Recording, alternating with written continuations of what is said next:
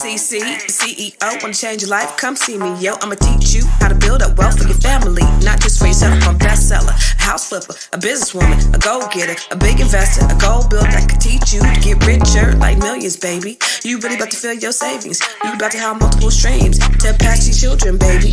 Let me teach you to get your credit on track in the long run. You'll make it all back at Catalyst and watch it all psychology black on firm, but we ain't all black. What's up, everybody? It's your girl, Constance Carter. Come on in and let's have a conversation. I want to have a discussion today, and I would really love to get your feedback. Every time I go live, you got to know that this is a dialogue and not a monologue. And so when I go live, I want you to talk back to me. Sometimes talk back to me, not always. But I'm just doing something real quick. I'm actually stalling.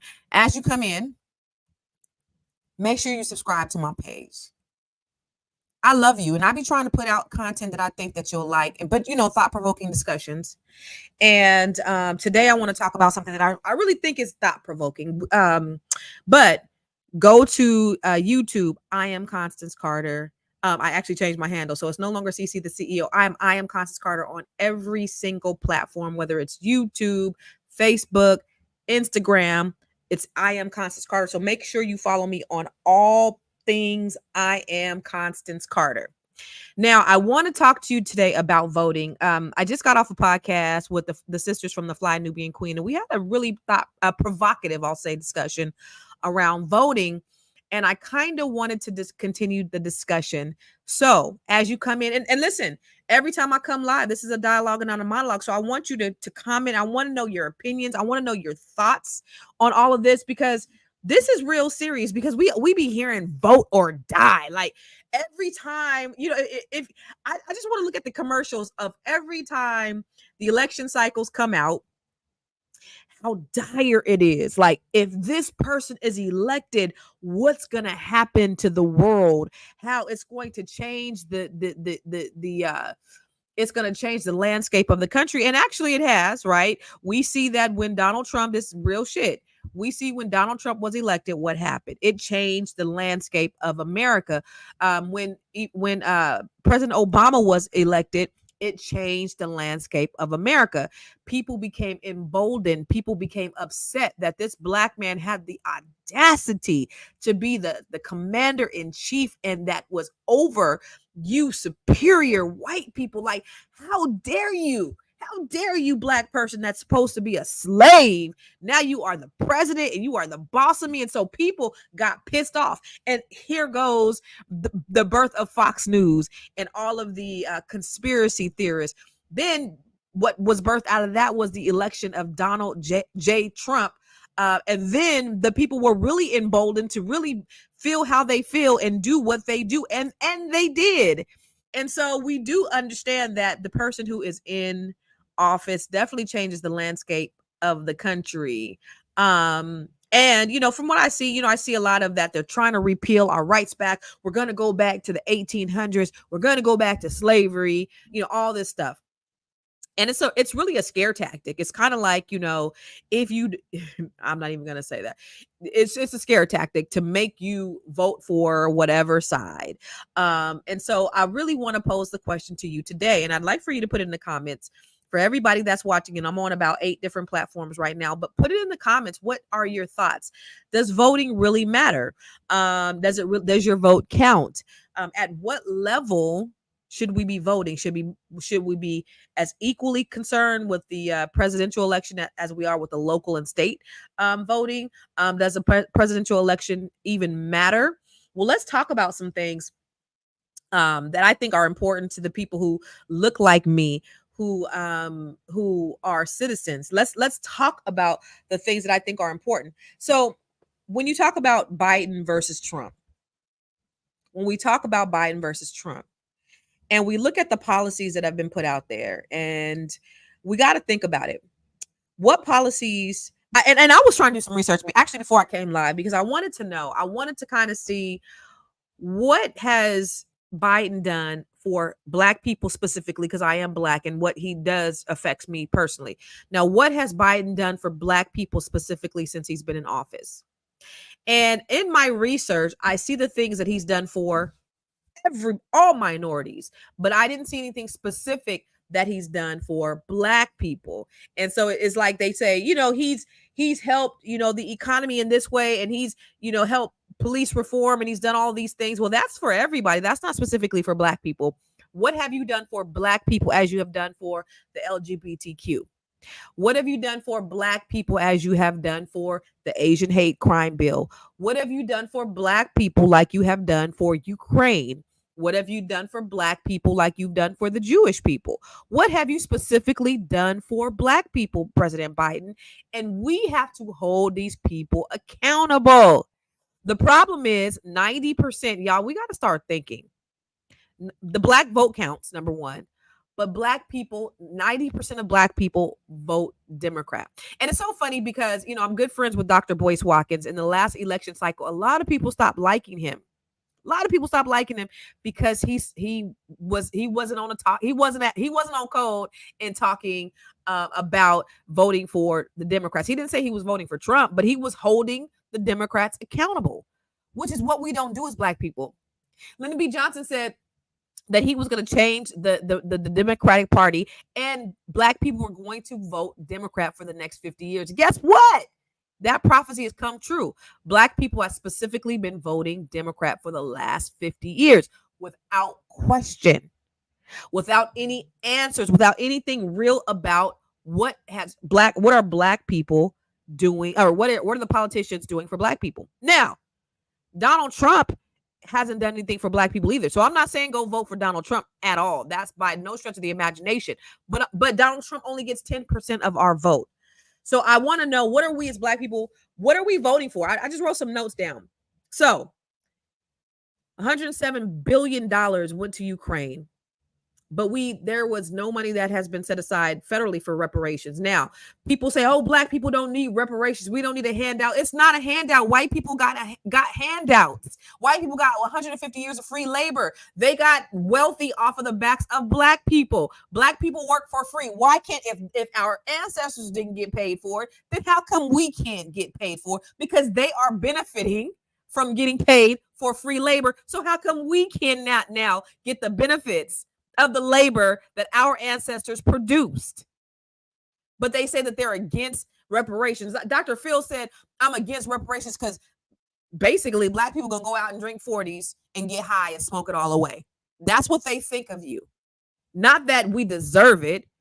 Even if it's in college education or wiping out our student loans, Biden promised to wipe out the student loans, but he didn't do it. And it's so funny because even with Biden being the president, Trump is still running shit. Look at what happened with the Supreme Court yesterday. They gave him immunity. How did that happen? He's not even president, but yet he is running shit. We got to think about this. Since Biden has been president, DEI has been repealed significantly. But who's been benefiting from DEI anyway? Not black people. Civil rights was something that was specifically for black people. But who benefits from civil rights? Not black people. Think about that for a moment. When you're out there voting and you're just automatically voting Democrat because your mama voted Democrat, because your grandmama voted Democrat, what are they doing to earn your vote? They know they don't have to do nothing, but like Kamala said the other day, they not like us. They got to come and go to the Waffle House and go to the Rib Shack and do all that stuff. And now they got your vote. Black people, when you sell your vote for so damn cheap, they ain't got to do nothing but shuck and jive, and y'all vote for them. I need you to start thinking critically when you're talking about this election cycle. And again, I'm not even discussing Trump because he only has 10. Our votes are really not significant. He don't give a fuck about us because he knows we ain't gonna vote for him anyway, and he don't need us to win. But the little bit of 10% of black people who do vote for him, it's gonna get them over the hump. So you have to think about, what are they doing for you? Now think about the black dollar. How it circulates in our community. The thing about politics is this. I mentioned Lyndon B. Johnson. Lyndon B. Johnson also said, when he talked about black people voting Democrats for the next 50 years, he also said, if you can take the lowest white man and convince him that he's better than the best colored man, he won't even know you picking his pockets. Hell, give him somebody to look down on and he'll give you everything he owns. It's all about the almighty dollar. And my friends, Black people do not have political power. Let me say it one more again. Black people, we don't have political power. We just don't. You know why we don't have political power? It's because we don't have economic power. Now, the Asians, they are the least voters. But guess what? They are insulated from the effects of what happens when we vote, when we change presidents. You know why? You know why? Because they got economic power. We don't have economic power. You know why they have economic power? Because they practice collective economics. Because they do business with each other and we don't. Jewish people, they do business with each other and we don't. I was watching a guy named Solomon Barrow a few weeks ago, and he was saying the number one reason why Jews are the most wealthiest. I think they're less than 1% of the population, but they're 50% of the wealth. The wealth is 50% of the billionaires are Jews. 50 of the top billionaires in this country are Jewish people, and they're less than 1% of the population. Why? Because they practice what? Collective economics. So I think voting is important, specifically because our ancestors died. I saw them hanging on trees. I saw pictures of them hanging on trees and signs that said this nigga voted. And so they were lynched because they voted. They had the audacity to bring their Black asses over here and vote. So I'm going to vote just because of those ancestors who died. But more importantly, what I'm going to do is I'm going to practice collective economics. But we really have to start thinking about what we can do, because there was an article in 2017 that said that the Black median wealth was going to be at zero if the current trends continued. Prosperity Now and the Institute for Policy Studies said that the median wealth of Black Americans will reach a zero. And then last year in 2022, guess what? A study came out that said white median wealth was $1.1 million, while Black median wealth was only $211,000. So white median wealth is $1 million higher than Black median wealth. Now, guess how they got there? They had a 400-year advantage over Black people. There's no secret. They didn't get there from their hard work and their tenacity, and they picked themselves up by their bootstraps. That's generational wealth that we weren't able to take advantage of, y'all. But yet, they have $1.1 million more in wealth than we do. But guess what they did? They didn't fuck around and gave us the internet. So now we have access. Now we know that everything bad, we're at the top of, and everything good, we're at the bottom of, right? So when you look at, incarceration, we're at the top. When you look at unemployment, we're at the top. When you look at poverty, we're at the top. But then on the good stuff, on marriage, we're at the bottom. On household income, we're at the bottom. On college education, we're at the bottom. And then our credit score, we're at the bottom. Everybody else is in the 700 club while we looming around 600. So we got to do better. So when we think about politics and we think about voting and we think about all those things, stop looking to them as the savior for you, because nobody is going to save Black people but Black people. Nobody is going to save you but you. While white people are thinking about their communities, while Jewish people are thinking about their communities, Asian, Arabs, Hispanics are thinking about their communities, Black people are thinking about their communities also, and not our own. The wealth is staying in their communities between 10 days and 30 days, while it's staying in our community 6 hours. We're not spending money with each other. We're not doing business with each other. We're not promoting one another. We want to hook up. We want our friends to do. Come on, we got to do better as a people. So how do we close the wealth gap? How do we change the narrative? Sure, let's vote. I say vote in your local elections. Vote in the presidential election. I vote independent. That's how I'm registered. I can't say that Biden's gonna get my vote. I'm sorry. Y'all, every election cycle is vote or die. We're gonna be slaves again. We're not gonna be slaves again. Would I ever vote for Donald Trump? Absolutely not. Look at what they're doing with DEI. They've taken affirmative action. This is though since Biden's been president. What kind of power does Biden have? They've taken out DEI. This has been since Biden's been president. What kind of power does Biden really have? Inflation is just going up. This is under Biden's presidency. What kind What kind of power does he really have? And so while these other races, the Jews and the Asians and the Indians and the Arabs are not really affected by all of these things that are happening, our kids are getting out of college and having to come back and move in with their parents because they can't afford to buy a house or they can't afford even an apartment because inflation has gone up, job pay has not gone up. So who's really going to save us? Who's really going to restore the economic power within the people? Because they only care about each other. Remember, I just said what Lyndon B. Johnson said. He said if you can convince the lowest white man that he's better than the best colored man, he won't even know that you pick in his pockets. In fact, give him somebody to look down on, and he'll give you everything he owns. What does that mean? It means it's not even about race. It's about the dollars. And so when Jews look to themselves, they said the number one, Solomon Barrow, he's a Jewish YouTuber. I don't know what else he does, but he said that Jews, the reason why they keep the wealth in their family is because they do business with each other. And here we are, Black people, listening to white supremacy telling us that we're not good enough, and we buying into it. I grew up listening and hearing Black people in their self-hatred and telling each other that we just weren't good enough, and telling, these jokes about how lazy and trifling we are. Black people talking about how lazy and trifling that Black people are, and this is in my mom's generation. It's because white people told them that. Because what I know is they were the hardest working people. They were out there picking and chopping cotton when nobody else wanted to. They were picking and chopping cotton. But we're the lazy and we're the shiftless ones. We were portrayed in the media as lazy, as buffoons. This is the social engineering that has happened over the years. In addition to, so you got social engineering, you have economic engineering, you have racism, you have discrimination, because in a hierarchy society where you have the haves and the have-nots, the rich and the poor, the powerful and the powerless, there's got to be somebody at the top and there's got to be somebody at the bottom. When this country was first formed, and Irish people will tell you that we were slaves too. Yes, but they weren't slaves like us.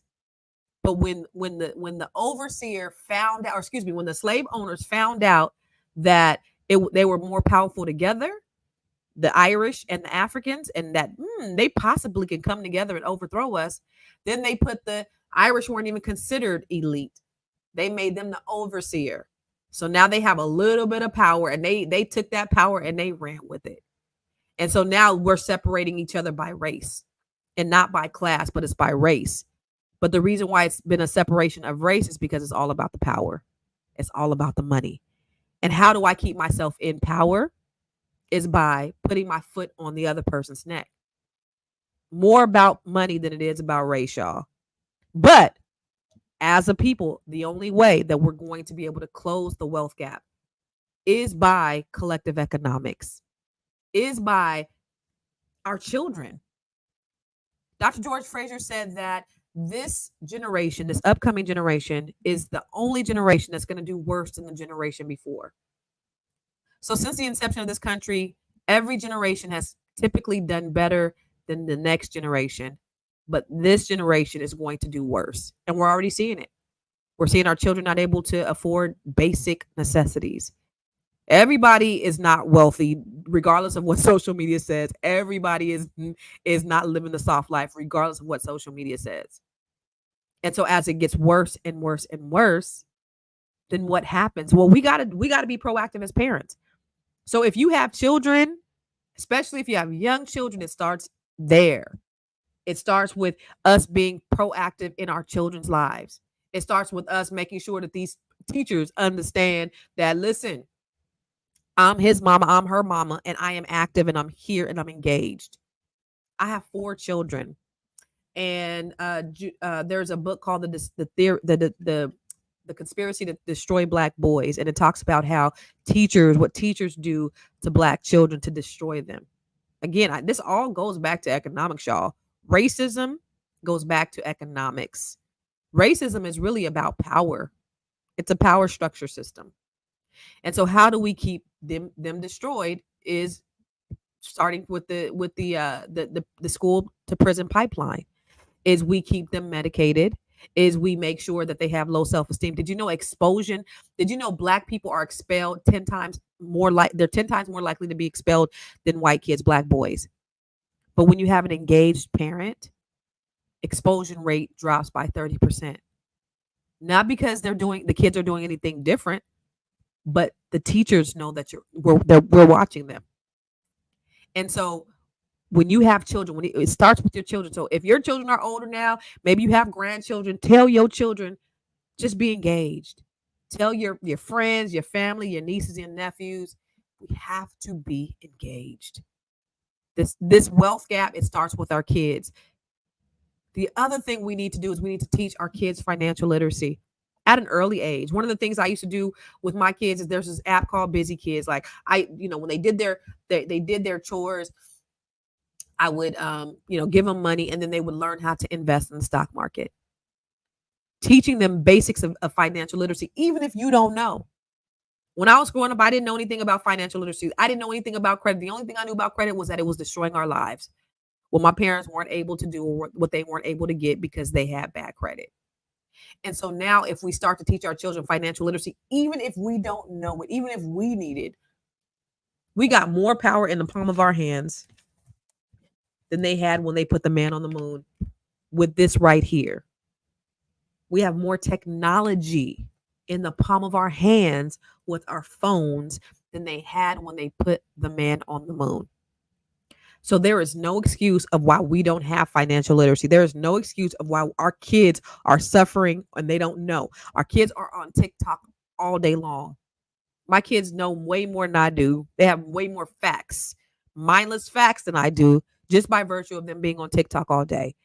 So maybe make a portion of that learning time where they got to learn something about financial literacy, and you come together and they tell you what it is that they learned. The other thing that we need to do is my kids are entrepreneurs.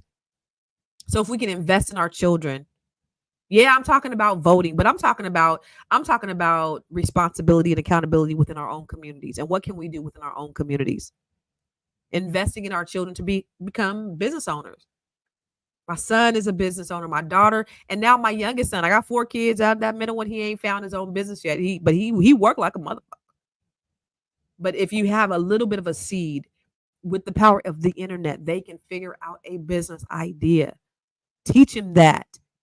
Let's stop begging these white folks for jobs. Let's stop getting the NAACP involved because they won't include us in DEI and diversity and all that stuff. Let's stop getting mad at these white people, and let's start starting our own jobs. Let's create our own opportunities, and then let's do like them.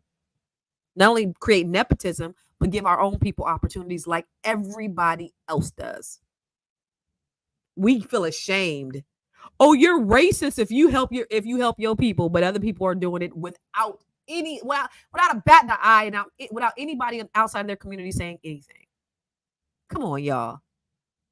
We got to invest in our kids. Invest in our kids with real estate, but we need to start investing in real estate. We need to start pouring into ourselves, diversifying our portfolio, producing 8 streams of income.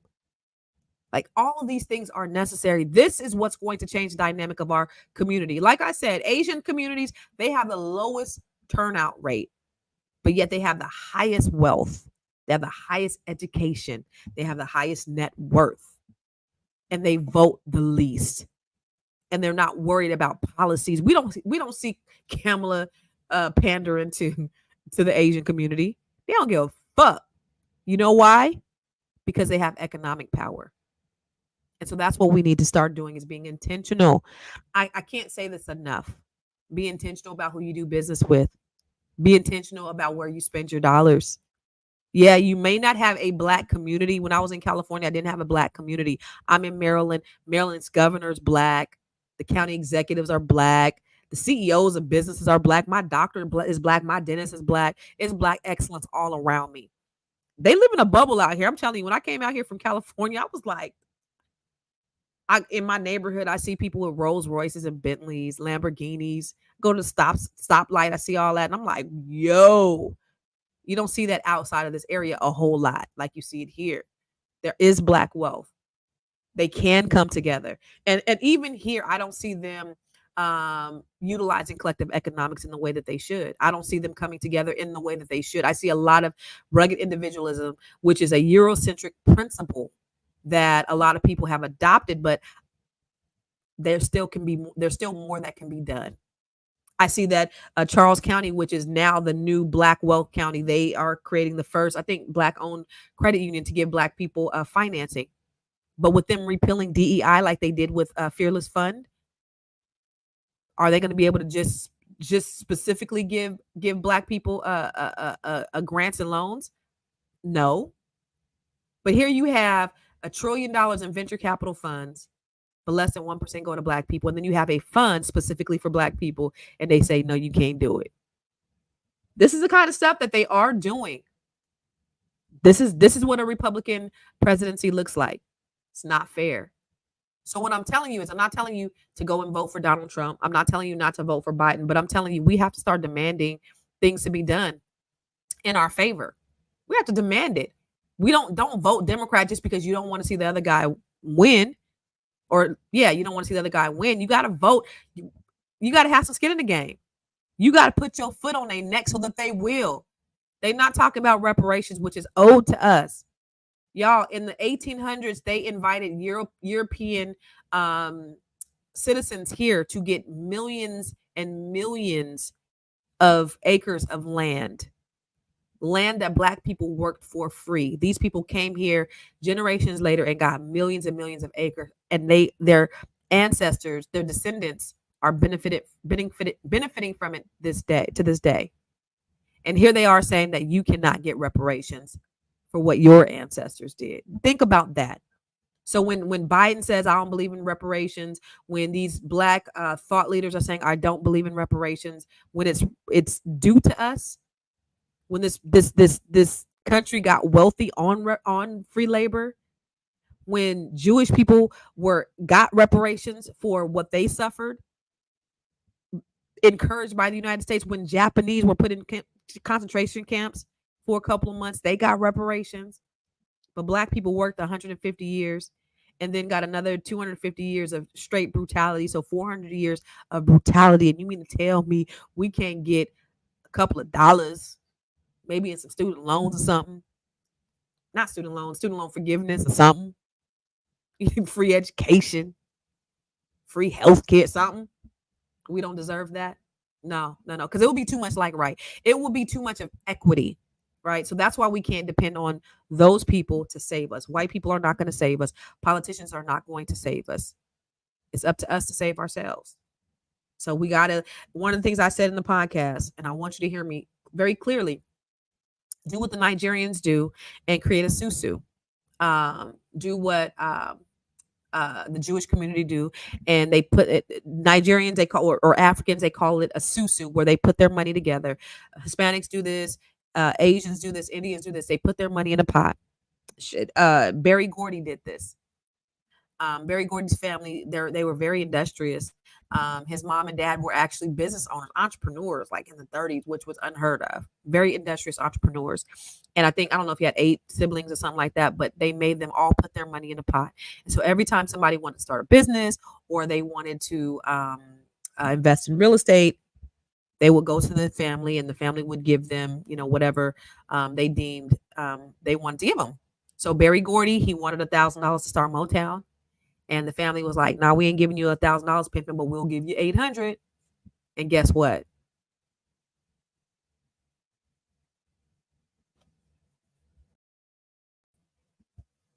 The rest is history. Motown was started. So I just wanted to encourage you today that we have to start doing more than the politics, more than us asking and begging for them to do something for us. We got to start doing for ourselves. That's what I want to impart on you. Is voting important? Absolutely, it's important. But what's more important is collective economics, is working together. All right. Appreciate you taking your time to listen to me today. Peace.